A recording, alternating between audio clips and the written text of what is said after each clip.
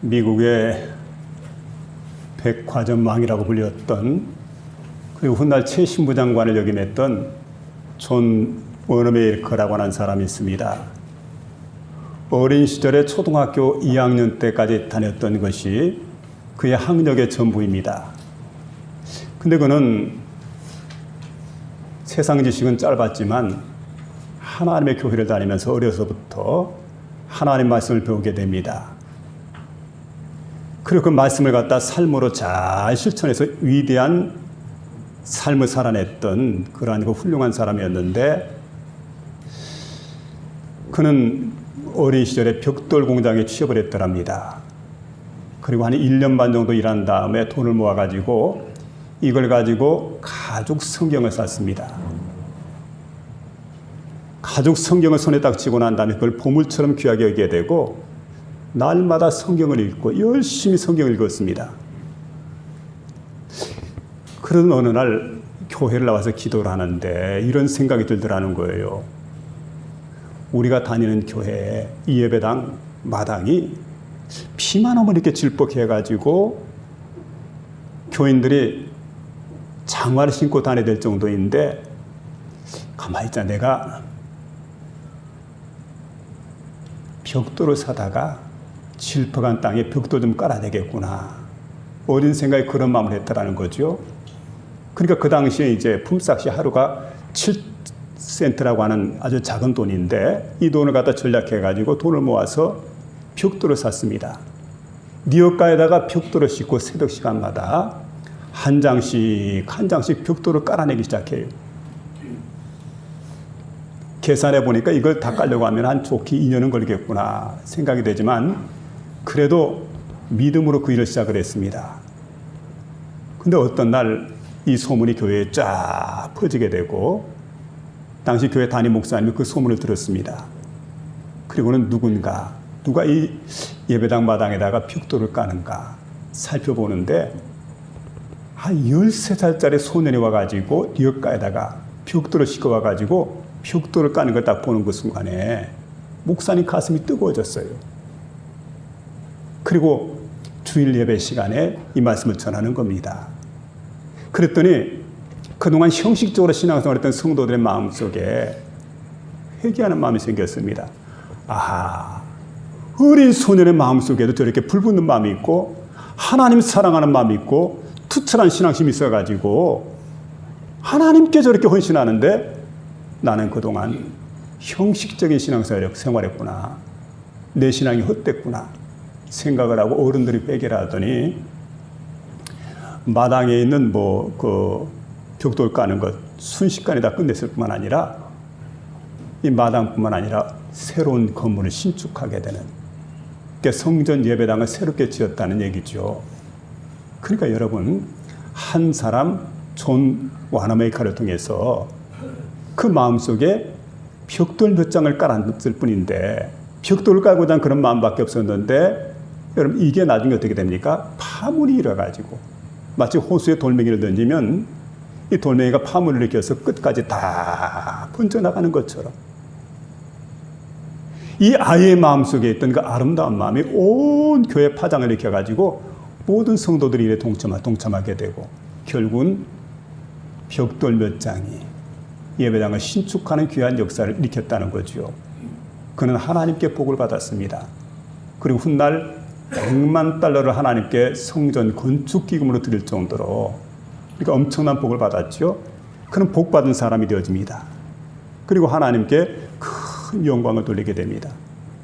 여러분, 이런 사람을 가리켜서 너는 복이 될지라, 복이 되는 사람이, 오늘 본문의 말씀은 바로 그 말씀을 우리에게 들려주고 있습니다. 여러분, 본문의 말씀은 아브라함이 소명을 받게 됩니다. 그리고 아브라함이 이주를 하는 그런 이야기가 본문 말씀 가운데 기록되어지고 있습니다. 하나님은 아브라함을 이스라엘 민족의 조상으로 부르셨습니다. 또 그뿐만 아니라 그에게 복을 주었습니다.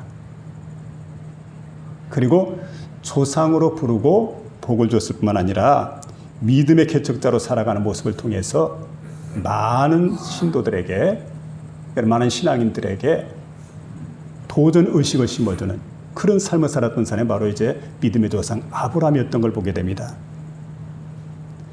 하나님이 아브라함을 부르시고 우리를 부르신 것은 왜 불렀을까요? 복을 주시기 위해서 우리를 부르시는 겁니다. 너는 너의 본토 친척 아버지 집을 떠나 내가 내게 지시할 땅으로 가라. 내가 너로 큰 민족을 이루고 내게 복을 주어 내 이름을 창대케 하리니 너는 복이 될지라. 복이 될지라. 여기 복이 될지라라는 말씀은 원해 보니까 복이 되어라 이런 말씀입니다. 그러니까 이게 무슨 말씀입니까? 복이 된다는 거지요. 그러니까 아브라함은 여러분 말 그대로 그 자체가 복된 사람입니다. 그를 통해서 많은 사람들에게 복이 전가가 됩니다. 그렇기 때문에 아브라함의 이 신앙을 우리가 바라다 보면서 아하, 우리도 복이 돼야 되겠구나 이런 마음을 갖게 되는데 오늘 이 시간 복이 되기를 원하는 사람, 이 말씀에 귀를 기울이시고 하나님의 은혜 말씀을 통해서 놀라운 하늘의 은혜가 주어지는 복된 시간 될 수 있기를 주의 이름으로 부탁을 드립니다. 먼저 여기 보면은 아브라함처럼 복이 되려면 어떻게 해야 될까? 여기에 대해서 말씀해 주고 있는데 자, 한번 따라해 봅시다. 말씀을 따라갑시다. 이게 첫 번째 주제. 말씀을 따라갑시다. 여기 주시는 말씀 4절에 보니까 이에 아브라함이 여호와의 말씀을 따라갔고, 따라갔다는 말은 와엘레크 카세라 이런 이제 본문의 말씀인데 이게 무슨 말씀이냐면은 하나님 여호와의 말씀을 기준으로 삼았다. 하나님 말씀을 행동 기준으로 삼았다는 거지요. 그러니까 지금 아브라함 입장에서 생각해 본다면은 아브라함은 인간적인 측면에서 얼마든 자신이 원하는 대로 살아갈 수가 있어요. 자신이 원하는 대로 이렇게 행동할 수가 있습니다. 근데 그렇게 하지 않고 하나님 여호와의 말씀을 따라서 행동했다. 그랬더니 그 결과로 아브라함이 어떻게 됩니까? 바로 복의 근원이 되는 놀라운 역사가 아브라함에게 일어났다는 거지요. 그래서 아브라함은 이스라엘 민족의 조상이 됩니다. 그리고 그뿐만 아니라 여러분 약속대로 그 가정과 가문에 자자손손 대대로 하나님께서 복을 주셔가지고 하나님께 귀하게 쓰임받고 사랑받는 가정이 되었다는 얘기죠. 그리고 이 가문이 온 인류 역사상 엄청나고 위대한 일을 갖다가 행했기 때문에 존귀한 가정이 되어지게 됩니다. 그리고 또 이 가문을 통해서 누가 왔느냐면 그리스도 예수께서 온 인류가 기다렸던 메시아 되신 그리스도 예수께서 바로 이 가문을 통해서 오셨다는 얘기입니다. 그래서 여러분 그 그리스도 예수를 통해서 모든 사람들이 믿는 모든 사람들이 구원을 받게 되는 구원의 복을 누리게 된다는 얘기죠. 우리가 아브라함처럼 부르심에 순종해서 한 걸음 한 걸음 내디게 될 때 상상할 수 없는 하늘의 큰 복이 우리에게 주어집니다. 우리에게만 아니라 우리 후손들에게도 상상할 수 없는 복이 그대로 따라 미치게 되어져 있습니다. 아브라함은 하나님의 약속을 믿고 순종의 삶을 살았습니다. 근데 그 순종하는 모습을 보니까 단 한 번으로 끝나지 않아요. 이례적으로 끝나지 않습니다.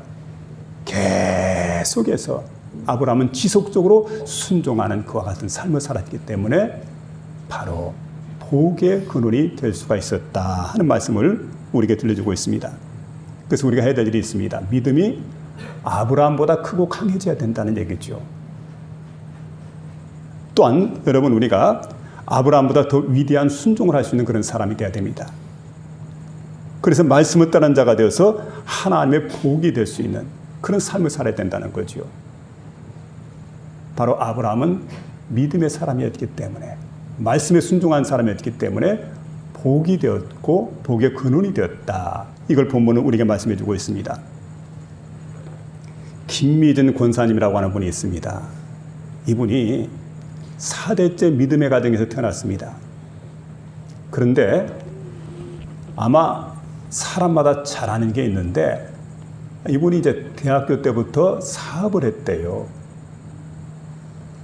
안경점을 했는데 안경점이 계속 잘 돼가지고 확장이 되어지게 되는데 100평짜리 안경점을 이렇게 이제 건물을 해가지고 거기서 이제 안경을 팔고 이러는데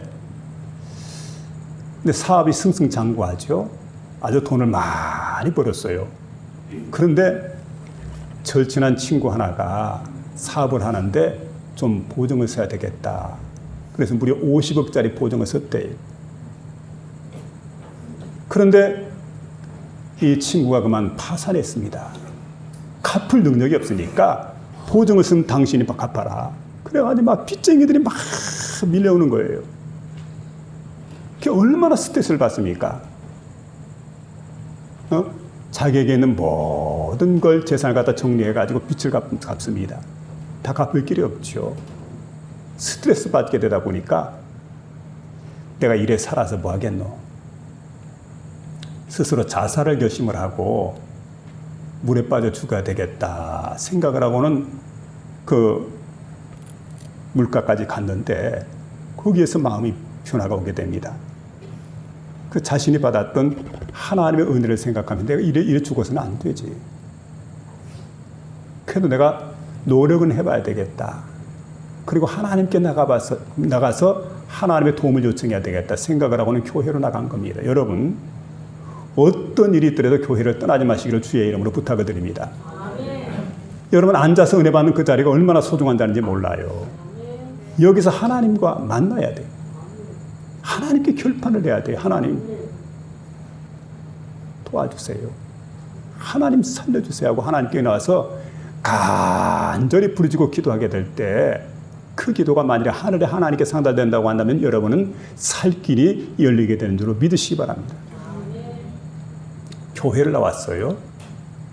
그리고 하나님 말씀을 듣게 되는데 이런 말씀이 들려옵니다. 귓전에 딱 들려오는 말씀이 뭐냐면, 자, 우리 고린도전서 10장 3절에 보게 되면 사람이 감당할 시험 받기는 너희가 다 한 것이 없나니 오직 하나님을 믿부사 너희로 감당치 못할 시험 당함을 허락지 아니하시고 시험 당할 즈음에 또한 피할 길을 너희에게 능히 내사 너희로 능히 감당하게 하시느니라. 또한 피할 길을 내사 너희로 능히 감당하게 하시느니라. 그런데 그 말씀이 마음속에 은혜가 되는 겁니다. 또 한 가지 말씀이 들려오는데 이런 말씀입니다. 마태복음 6장 25절에 이하에 있는 말씀이죠. 그러므로 내가 너희에게 이르노니 목숨을 위하여 무엇을 먹을까 무엇을 마실까 몸을 위하여 무엇을 입을까 염려하지 말라. 목숨이 음식보다 중하지 아니하며 몸이 의복보다 중하지 아니하냐. 공중의 새를 보라. 심지도 않고 거두지도 않고 창고에 모아들이지도 아니하되 너희 하나님 여호와께서 보기시나니 기르시나니. 여러분, 그래요. 하나님 여호와께서 다 기르십니다. 그래서 내가 더 이상 걱정하고 고민하는 이 좋으신 하나님께, 이 능력이 많으신 하나님께 내가 기도해야 되겠구나. 그러고는 문제를 가지고 하나님께 나갔습니다. 그리고 하나님께 부르짖고 기도하고 간구하고. 근데 하나님이 길을 들어주었다는 거죠. 그래서 남편과 아내가 새로운 새 사업을 시작했는데 하나님께서 함께 주었기 때문에 그 사업이 이제 복을 받게 됩니다. 그리고 4년 6개월 만에 잘 먹고 잘 살았다는 얘기보다는 빚을 다 갚을 수 있었다고. 빚을 다 갚았다고. 얼마나 귀하고 복된 그런 간증입니까? 여러분, 우리가 이런 하나님을 믿어야 돼요. 그리고 이제 이분이 간증을 하게 되는 게 이런 얘기를 합니다.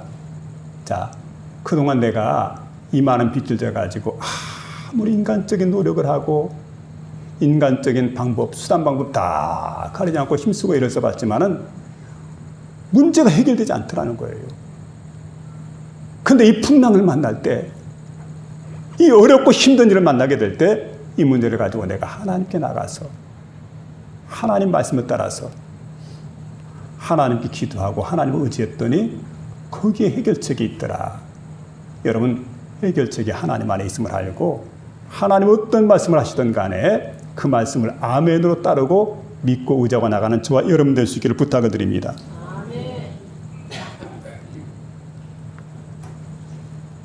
우리가 아무리 환난과 풍파를 만난다 할지라도 하나님 말씀을 우리가 믿고 말씀으로 나가게 되면은 정금 같은 신앙인이 됩니다. 또 그뿐 아니라 내가 복 덩어리가 되어지는 거지요. 복의 근원이 됩니다. 그래서 언제나 말씀을 붙잡고 믿음으로 살아가는 저와 여러분 될 수 있기를 부탁을 드립니다. 두 번째는 제단을 쌓으라는 말씀을 들려주고 있습니다. 제단을 쌓아라. 따라합시다. 제단을 쌓읍시다. 여기 7절에 보니까 여호와께서 아브라함에게 이르시되 내가 이 땅을 내 자손에게 주리라 하신지라. 이 땅을 내 자손에게 주리라. 그런데 이 말을 듣고 난 다음에 자기에게 나타나신 여호와께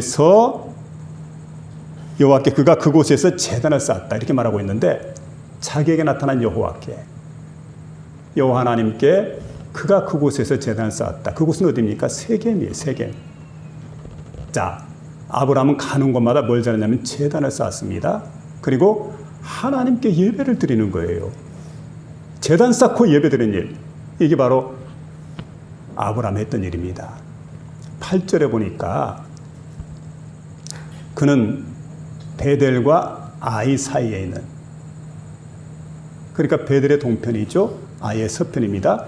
여기에서 또 하나님 여호와께 제단을 쌓게 됩니다. 또 그뿐만 아니에요. 창세기 13장 8절에 보게 되면 그가 장막으로 옮기게 되는데 헤브론에 있는 마물의 숲을 아래 크게 장막을 턱 옮겨놓고 여호와 하나님께 제사를 드리게 됩니다. 제단을 쌓게 됩니다. 그리고 하나님께 예배를 드려요.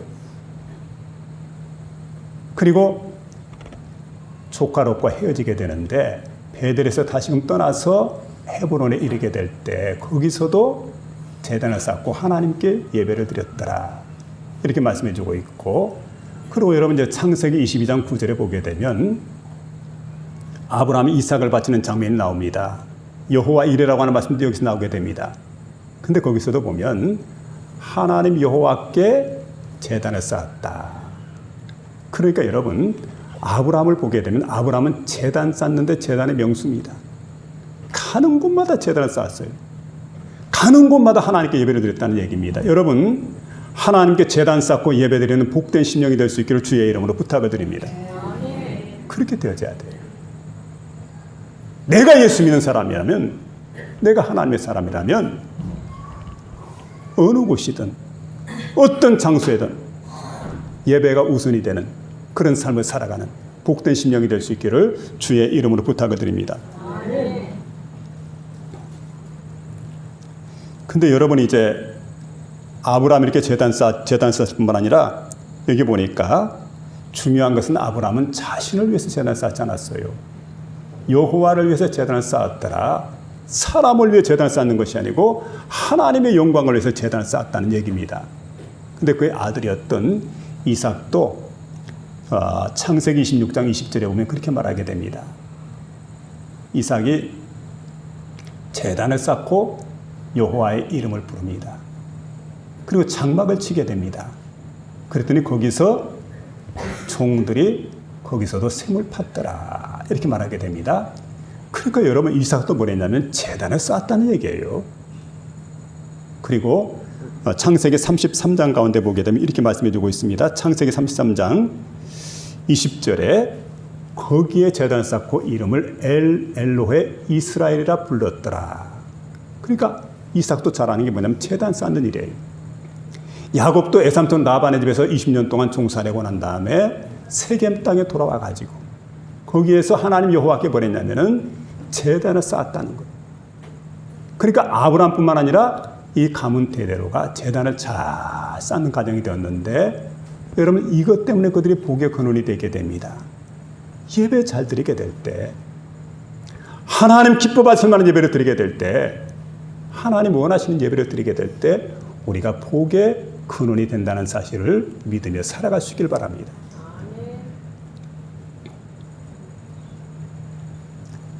그래서 여기 보면 특별히 이제 그 아브라함의 가문이 복된 가문이 되고, 성경에 보니까 아브라함의 하나님, 이삭의 하나님, 야곱의 하나님, 그렇게 하나님의 이름이 불려지게 됩니다. 우리가 하나님께 예배드리는 만큼 하나님을 가까이 할 수 있고, 예배 드리는 만큼 우리가 하나님 앞에 복을 받을 수가 있습니다. 그러니까 언제나 예배가 소중해요. 예배를 생명처럼 여겨야 돼요. 예배를 소중히 여겨야 돼요. 예배 시간에 다른 사람 예배를 방해해서는 안 돼요. 예배 시간에 예배에 올인해야 됩니다. 예배에 집중해야 됩니다. 어떤 부부가 교회를 나갔습니다. 주일입니다. 예배를 드리게 됩니다. 예배를 다 마치고 나오는 길에 아내가 남편에게 묻게 됩니다. 여보, 오늘 김 집사 3000cc 되는 자동차 타고 왔던데 그거 봤냐고. 못 봤는데? 그러면 박장로 부인이 오늘 보니까 잉크 코트를 입고 왔더라고. 그거 보셨냐고. 아니, 그것도 못 봤는데. 그래, 또 한 가지 질문합니다. 그러면 이 집사가 나와가지고 특송할 때 그 입술에 빨간, 이게 뭡니까? 립스틱입니까? 좀 진하게 발랐던데 그거 봤느냐고. 난 그것도 못 봤다고. 아니, 그럼 세상에 예배 시간에 뭘 봤냐고. 졸다가 봤느냐고. 남편이 얘기를 합니다. 여보, 그렇지가 않아. 오늘 교회 가기 전에 하나님 앞에 다짐하기를 오늘 예배에 내가 집중해야 되겠다 생각을 하고 예배에 올인하려고 온통 마음을 하나님께 두고 그리고 기도하면서 하나님 교회 나갔지. 그리고 예배 시간에 하나님 말씀을 듣는데 대속의 죽음을 죽으신 그리스도 예수에 대해서 목사님이 설교를 했잖아. 그 말씀을 듣는데 얼마나 가슴이 뭉클해지는지. 그 말씀 듣는 그 순간에 감동이 돼가지고 와락 눈물이 쏟아지게 되는데 눈물이 앞을 가려가지고 당신 얘기한 걸 내가 볼 수가 없었더라. 부인은 예배를 본 사람입니다. 남편은 예배를 드린 사람입니다. 그런데 여러분, 예배를 보는 분은 딱 한 분밖에 없어요. 누군 줄 압니까? 하나님만이 예배를 본다는 거예요. 성도는 어떻게 됩니까? 예배를 하나님께 드리는 거예요. 올려드려야 돼요. 내 자신을 하나님께 드려야 돼요. 마음과 뜻과 정성을 모아야 돼요. 그래 하나님께 올려드려야 돼요. 물질을 하나님께 올려드리는 겁니다. 그럴 때 그 예배가 하늘에 하나님께 상달될 수가 있다는 얘기입니다. 예배를 구경하지 마시고 예배를 드리며 살아가는 복된 심령이 다 될 수 있기를 주의 이름으로 부탁을 드립니다.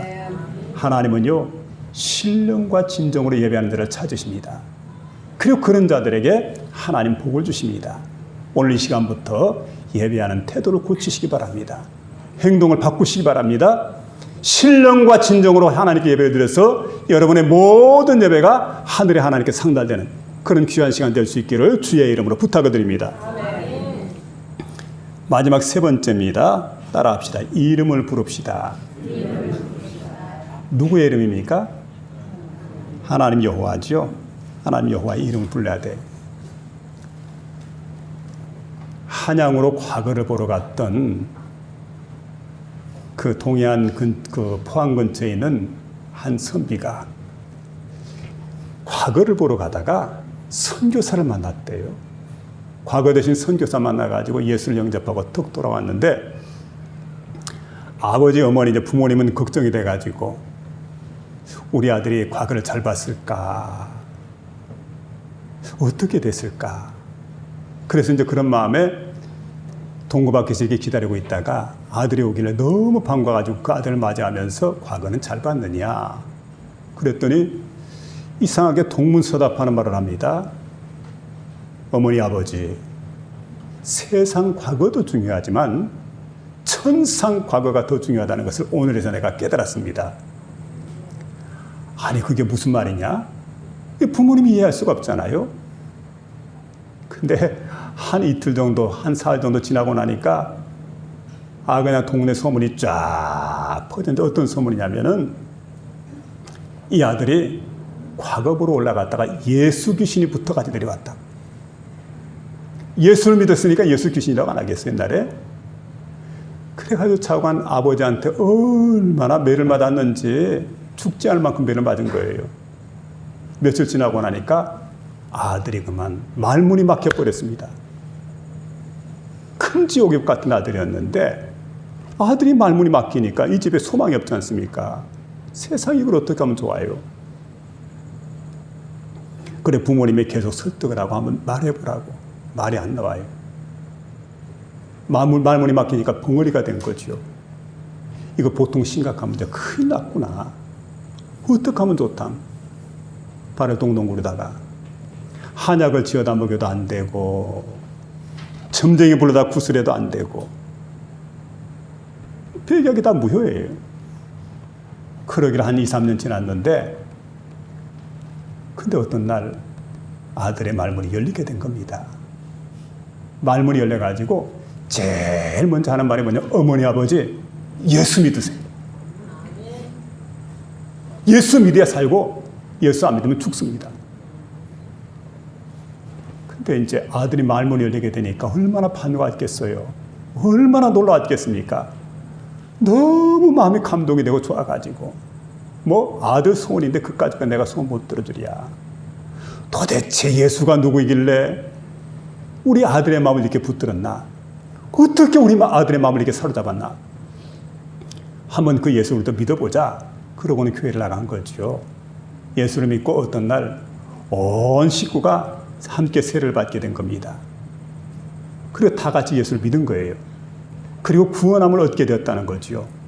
그래서 이 할아버지는 바로 누구냐면 그 젊은 청년은 바로 이제 훗날 할아버지가 되게 되는데 그 가문에서 여러분 그 유명한 황수관 박사가 태어났다는 얘기죠.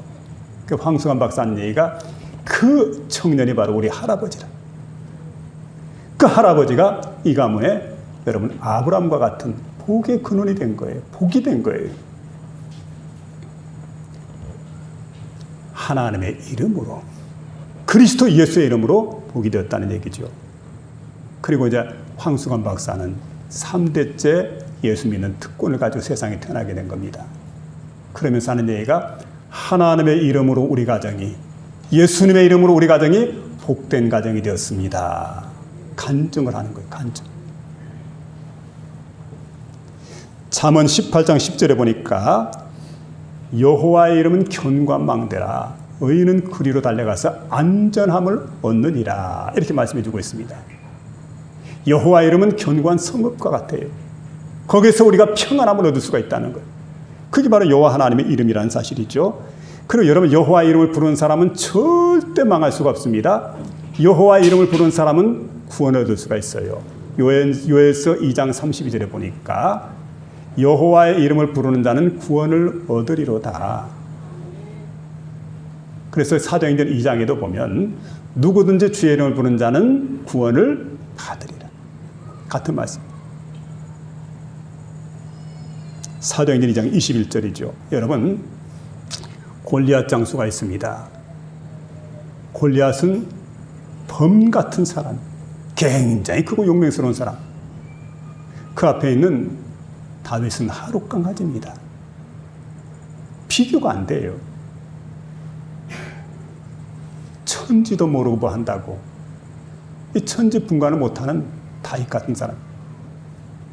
다윗은 애송입니다. 그런데 둘이 이렇게 이제 대결을 하게 되는데 뭐 군사들 다 싸울 이유가 있나? 한 사람만 와라, 한 사람만. 1대1로 하자. 그래 뽑힌 사람이 누구냐면 다윗이에요. 어린 애송이가 지금 이제 그 앞에 나가게 되는데 다윗을 보니까 다윗은 중무장을 했습니다. 그는 먼저 갑옷을 입었습니다. 그리고 투구를 썼습니다. 게다가 배틀제 같은 막 창 같은 거, 칼도 얼마나 큽니까? 이런 걸 들고 칼과 창과 단창으로 완벽하게 무장을 하고 그리고 이제 싸움터에 툭 나와 나섰는데 그 앞에 있는 다윗을 보니까 다윗은 어떻습니까? 갑옷을 입지 않았어요. 투구를 쓰지 않았습니다. 완전 무장하지 않았다는 얘기예요. 무장을 전혀 하지 않았습니다. 그리고 칼과 창과 단창 대신에 그가 준비했던 거 뭐냐면 물맷돌과 물매 그리고 지팡이를 가지고 나갑니다. 그때 골리앗이 바라다 보니까 참 기가 막힐 일이죠. 그래서 그걸 바라보고 까르르 웃게 됩니다. 내가 나를 개로 알고 막대기를 가지고 오느냐? 내가 누구냔 말이야, 내가. 세상에 코미디, 이런 코미디가 어디 있어? 근데 그때 다윗이 이렇게 외치게 됩니다.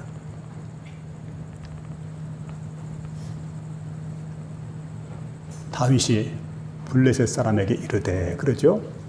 너는 칼과 창과 탄창으로 무장해서 내게 나아오거니와 나는 내가 모욕하는 여호와의 이름 곧 이스라엘 군대 하나님의 이름으로 너에게 나아가노라. 그러면서 이제 골리앗 장수가 막 달려옵니다. 열받아가지고 한 칼에 막 쓰러뜨리려고 달려오는데, 근데 다윗은 어떻게 합니까? 도망을 칠 줄 알았더니 도망치잖아요. 다윗도 달려갑니다. 근데 다윗은 지금 어떤 생각을 하냐면, 여호와 하나님이 나와 함께 하신다. 난 부족하지만 지금까지 내가 숱한 경험상 하나님 여호와께서 함께 한다고 하면 저놈은 꼼짝없이 쓰러진다. 그러고는 물매를 가지고 달려가게 됩니다. 물매 끝에 돌을 매달았습니다. 그리고 던집니다. 쏩니다. 이게 뭐가 될까요? 정확한 미사일이 됩니다. 미사일 스톤이죠. 미사일 스톤을 쫙 날리게 되는데, 골리앗을 딱 보니까, 골리앗은 여러분 눈썹과 눈썹 사이, 미간이라고 합니까? 이 사이를 보니까 거기가 딱 공간이 빕니다. 다른 곳은 다 이제 그 부장을 해가지고 보이지 않지만 표적지가 딱 보이는 거예요. 그곳을 향해서 돌멩이를 날리게 됩니다. 그런데 여러분, 아킬레스건이라고 할 때 아킬레스라는 사람이 불사신이 됩니다. 어머니가 태백강 속에 발목을 잡고 이제 집어넣는데, 물이 닿는 곳마다 그 어떤 사람의 칼로도, 그 어떤 사람의 화살로도 쓰러뜨릴 수 없는 이런 사람이 되었는데, 완전 불사신이죠. 그런데 어머니가 태백강 속에 그를 담글 때에 물이 닿지 않는 부분이 있습니다. 발목을 손으로 쥐고 이렇게 담갔을 때 발뒤꿈치, 건이라고 그러죠. 거기 여러분 불화살을 맞아서 결국은 죽잖아요. 골리앗도 마찬가지입니다. 다윗은 골리앗의 약점을 받습니다. 그리고 그 약점을 향해서 물매를 던지게 될 때 정확히 이마에, 골리앗의 이마에 이 돌이 가서 꽂히게 됩니다. 골리앗이 쿵 하고 쓰러지게 됩니다. 칼을 뽑았습니다. 그리고 목을 여접히 내리치게 되죠. 피가 솟구치게 됩니다. 이스라엘 군사들은 만세를 부릅니다. 골리앗 군사들은 막 혼비백산이 되고 딱 도망을 치게 됩니다. 하나님이 함께 하십니까? 하나님 여호와 이름을 부르면서 여호와여 여호와여 도와주소서, 함께 해주소서. 이런 마음으로 전쟁에 나갈 때 여러분 대승리를 거두는 역사가 있었다는 거지요. 여러분 그런 하나님을 믿으며 여호와의 이름을 부르며 살아가는 저와 여러분 되시길 바랍니다. 얼마나 귀하신 이름인지 모르죠. 8절에 보니까 그가 그곳에 여호와께 제단을 쌓고 여호와의 이름을 부르더니, 아브라함은 이방신이 존재했던 가나안 땅에서 제단을 쌓았습니다. 그리고 여호와의 이름을, 유일하신 여호와의 이름을 부르면서 나는 여호와 하나님을 섬기는 자라고 하는 그러한 하나님의 사람으로 우뚝 세워지게 됩니다. 가나안 땅에는 이방신을 섬기는 자만 득실했던 그런 지역입니다. 그 가운데 나는 하나님을 섬기는 사람이다. 그리고 여호와의 이름을 불렀던 걸 보게 됩니다. 여러분, 하나님의 이름을 부르게 될 때 절망이 소망으로 바뀌게 돼요. 슬픔이 기쁨으로 바뀌어지게 됩니다. 하나님 여호와 이름을 부르게 될 때 우리가 놀랍게 변화되는 역사가 나타나게 된다는 사실입니다. 오늘 이 시간에는 말씀을 들으면서 부디 복의 근원이 다 되시는 저와 여러분 되시길 바랍니다. 하나님 말씀을 따름으로, 예배의 제단을 쌓음으로, 하나님의 이름을 부름으로 복의 근원이 되어서 일생 동안 하나님께 영광 돌리는 복된 신령 될 수 있기를 주의 이름으로 축원합니다.